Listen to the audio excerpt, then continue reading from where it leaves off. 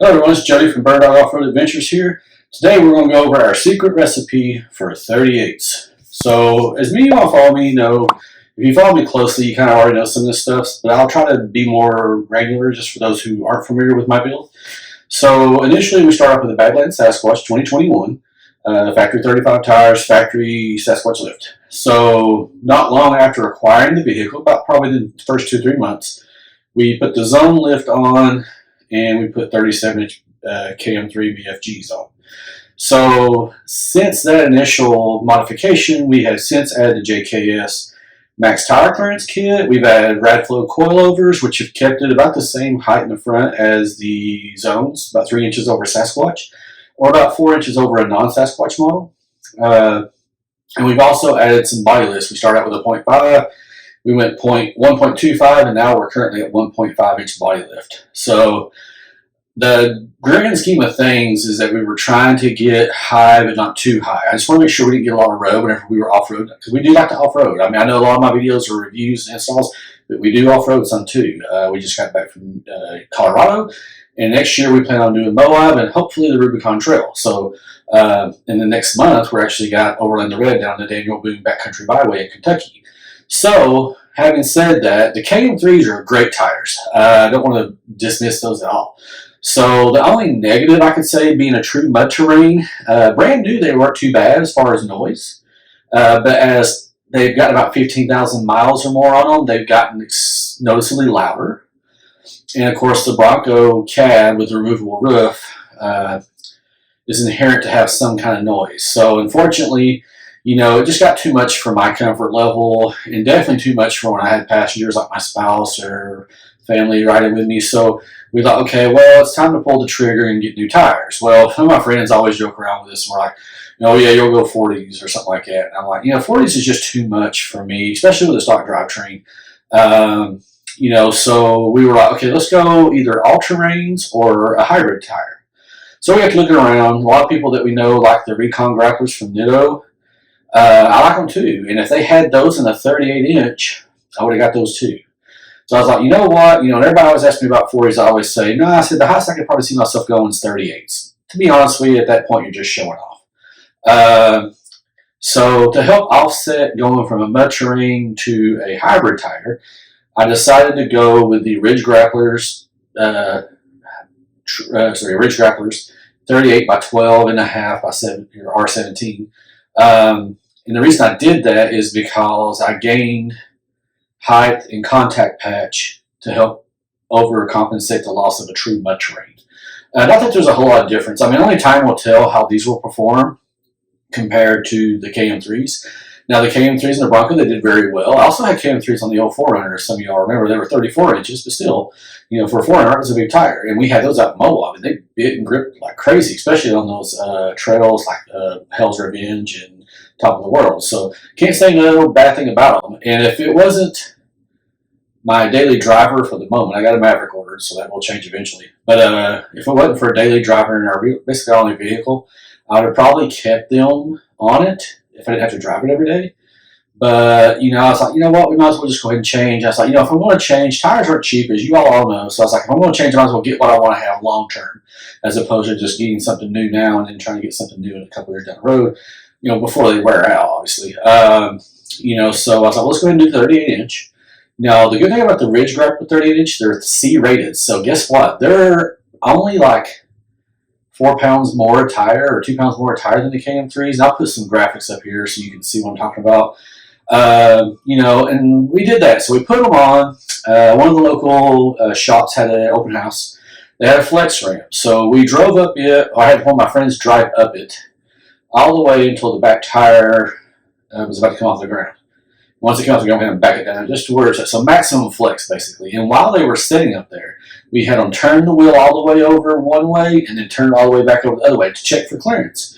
So with the max tire clearance, I wasn't necessarily worried about the front hitting, but we wanted to make sure, you know, and the wheels that I had were the Fuel Zephyrs. So with those, it was a negative 12 offset, and they were a 9-inch rim. So I'll show a picture here to where you can see to where at full flex with the wheel cut all the way towards the driver on the driver's side, you can see that the tire actually barely contacted the inner fender liner. I mean, just barely. You know, if you did it hard enough and then balance the full grip, you probably could rip the fender liner out.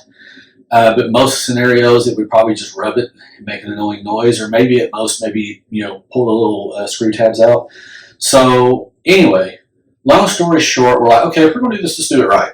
You know, one of my biggest regrets when I bought wheels, I wasn't familiar with the beat grip technology that Method Race Wheels has at that time, or else I probably would have bought those. I was like, well, you know, I need to get my offset better. I need to get my clearance a little bit better just to be a little safe, because I'm very OCD like that. So I looked around at the Method racing reels, the 703s. It was the design I liked the best. It was between them and the 701s. They have the beat grip technology, and there's a ton of videos out there as far as how they work and how good they are. So we got those in a 17 by 8.5, which is the same size as a stock Sasquatch tire.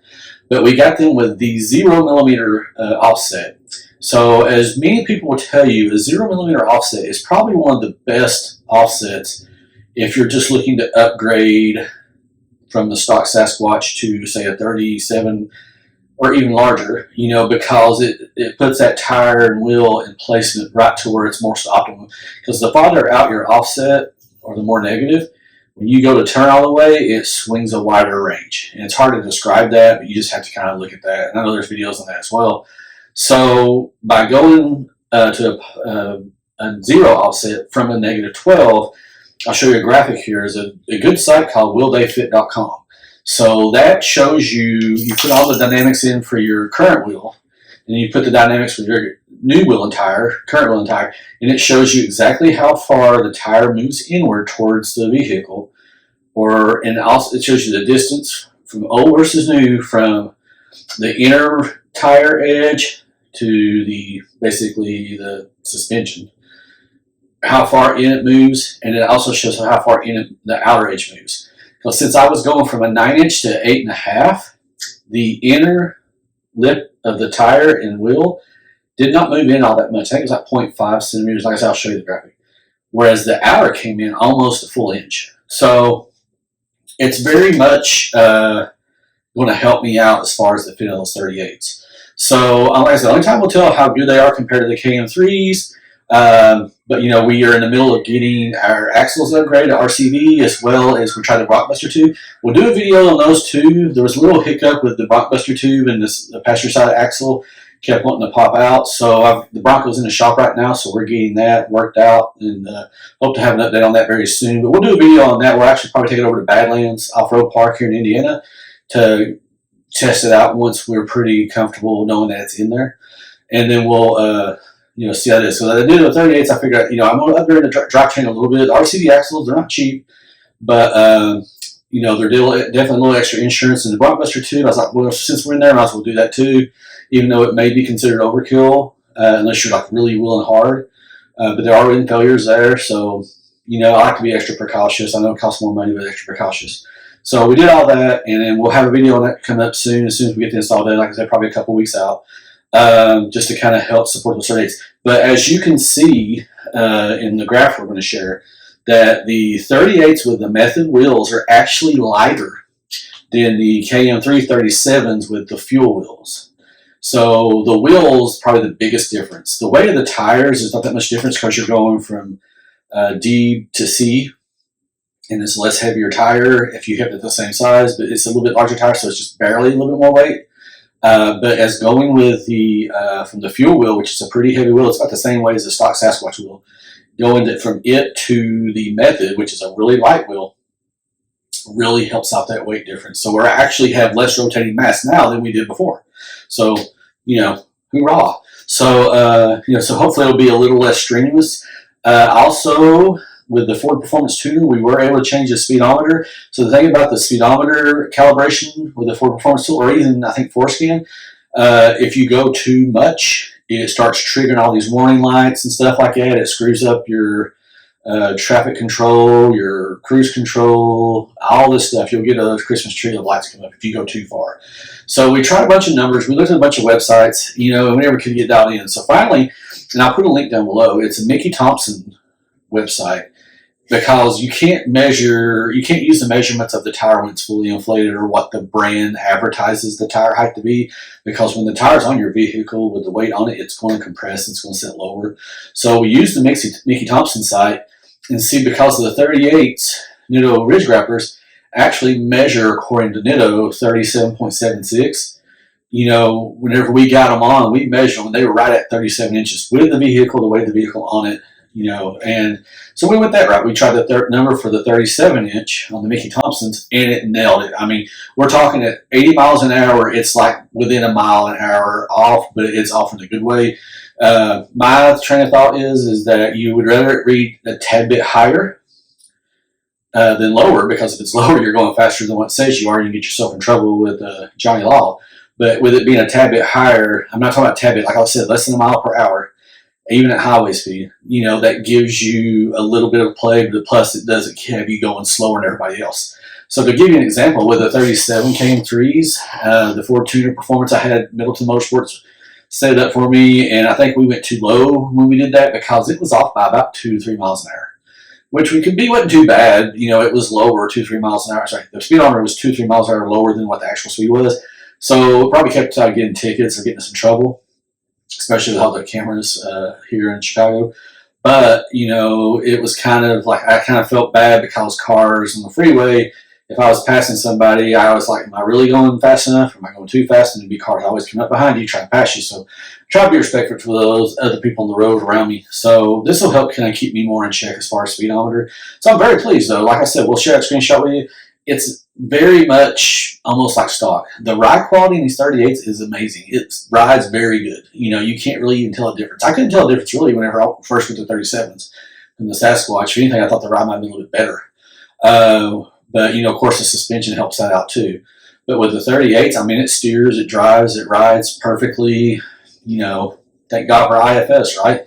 No such thing as a death wobble, no like wandering, so to speak. Drives like almost any other car. So anyway, I'll quit rambling on, but I just wanted to kind of go over the train of thought and why we did what we did. But the perfect recipe for me, at least in my experience, now there's other ways that you could fit a 38, but if you want to do like I did, and I think it's probably like the perfect fit, and there's other ways to get it too, but the way I did it is you want to have a slight body lift, about an inch, inch and a half, JKS max tire clearance or something similar that, gets out, have a 0 set offset. You could go a -12, but you're going to have to raise that body up to keep it from hitting up. So you have to go like maybe a 3-inch offset, or sorry, 3-inch body lift. And even then, you got to be careful, because I know people that are running 40s that are still hitting the frame. So, I would say a 0 millimeter offset, inch and a half body lift, and a 3-inch over Sasquatch lift. That's my recipe to get you the right clearance and the right look. Now, yes, if you got the money, you could spin portals and do it just portals. You could probably go with a 3-inch body lift and not have to do as high as a suspension lift, and vice versa. Of course, you have limits on how high you can go with the suspension lift through the CV angles. Body lift, the higher you go, the bigger the gaps are. We have a body filler gap from Rockbuster that helps negate that. But, if you're going 3 inches or more, you don't have a lifter plate, it's going to look kind of odd unless you got one of the bumpers that fits up snug. But us having adaptive cruise control, we couldn't move the bumper, or else we'd lose that, so we didn't want to do that. So, yeah, I mean, honest to God, love it, no regrets. The road noise is a lot less. Now, we'll see how they are whenever they get more worn. I have talked to a lot of other people who have the Ridge Grapplers, and they say they're not that bad. They do get noticeably louder, but not over the top loud. So, hoping like crazy that doesn't get too bad, at least like the KM3s did. I don't anticipate them to. I'd be very surprised if they do. So, anyway, want to show you guys the new upgrade. Hope you like it. If you have any questions, please feel free to DM me. Either you comment down below, DM me on Instagram or Facebook. I'll be happy to answer any questions that you have. And, good luck, guys, and I hope you all enjoy your rigs as much as I do mine, and hope to see you on the trail soon. Later. Special shout out to our friend Mateo. He's one of the assistant managers at Bell Tire down in West Chicago. So if you're in the market for tires or new wheels, I recommend you highly check him out. He's got a kick-ass Bronco. As you can see here, we're going in with the old fuel wheels, and we'll be coming out with the new method wheels. So thank him for good service and competitive price. So can't thank him enough. As always, please consider hitting that like and subscribe button. Also, if you want to catch up with latest content, hit the alert button, and we'll see you guys soon.